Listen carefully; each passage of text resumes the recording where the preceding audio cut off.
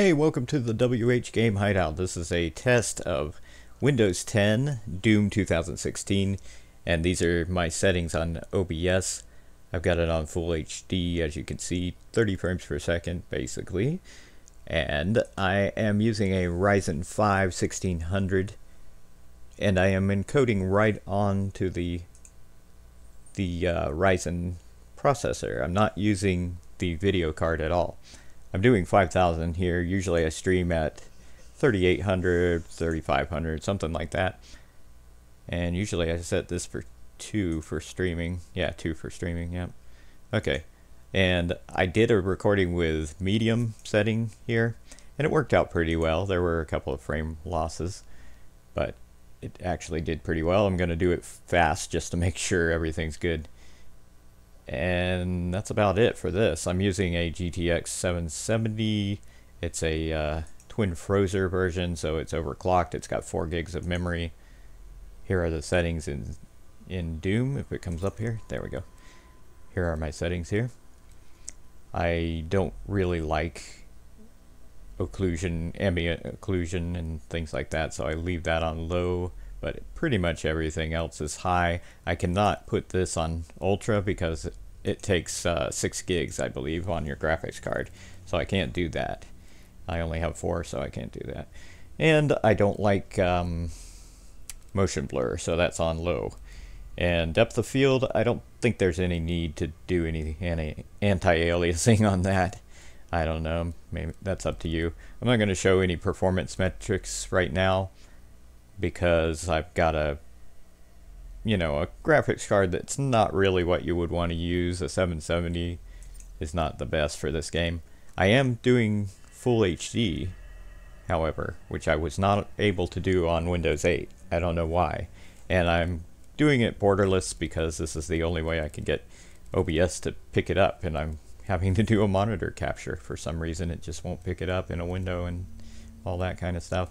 I turned this off to see if I could get a little bit more frames per second. I'm just going to leave the anti-aliasing at that.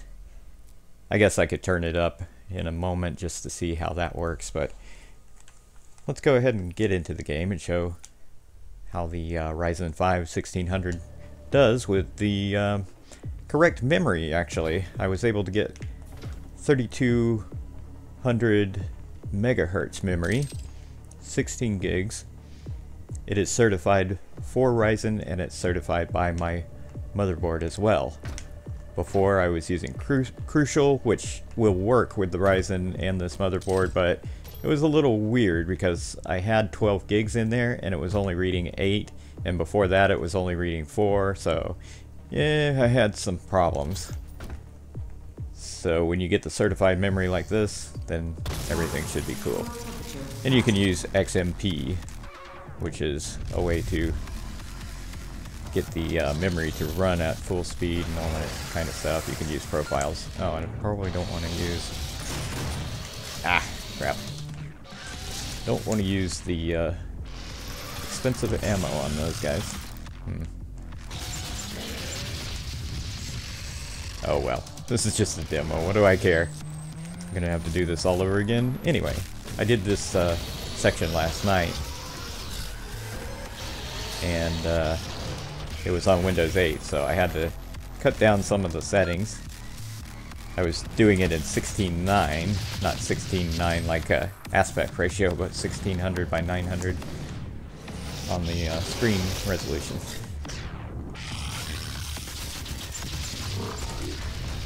Oh, I didn't know those guys did that. I'm about to die. Alright, let's go ahead and go to, well, we'll load it up here. I've got this on an SSD, so it should load pretty quick. Yep. And let me go to the settings, and we'll go ahead and check out that anti-aliasing. See if that actually slows it down or anything. Okay, so I don't remember which graphics card went with which thing.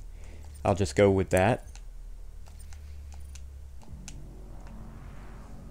Let's check these edges. They look pretty clean. I think that did a really good job. Every once in a while I'll see a little bit of a jitter on an edge, but it looks pretty smooth. Check out the railings and the edges of the stairs. Looks really nice. Edge of this. Yeah. Does a good job. I can actually visually see that things are smoother in here. I hope you guys can see this in the finished video as well, because I know the compression's not going to be the greatest. Maybe I should have turned it up a bit, but I want it to be somewhat realistic what I'm going to be actually streaming. And I do stream live on Twitch and YouTube and Mixer at the same time, so you should be able to catch me on one of those platforms. Yeah, that looks really nice and smooth. Everything's, all the edges. Yeah, this actually looks like a real facility now. Not just something computer generated almost, like it was doing before. Nice. Let's do one more test here. Let's go ahead and do vertical sync on. Probably, whoops, darn it. It'll probably slow it down, but we'll see. Yeah, okay. Yeah, it slows it down quite a bit. At least right, you know, as I'm seeing it right here on the, yeah. Did you see that big chunk? Yeah, as I go along, it's not smooth. That's why I had it off.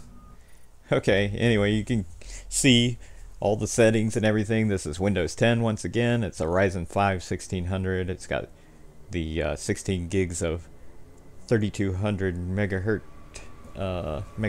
memory and a GTX 770 twin Frozr overclocked, you know, 4 gig. So, you know, the graphics card is pretty good, but it's not super top of the line or anything. However, I have to say, when I'm not streaming or recording, almost all my games can be played in ultra settings now, and I can play in 3D with those high settings as well, high or ultra. I haven't tried everything, but a lot of the games I'm really impressed. I'm being really impressed.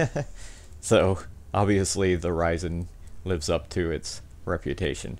However, I did hear that there were a little bit of a problem with Rise of the Tomb Raider, but then I also read online that the Square Enix has actually made a patch for the Ryzen, so it should clear it up and make it actually work.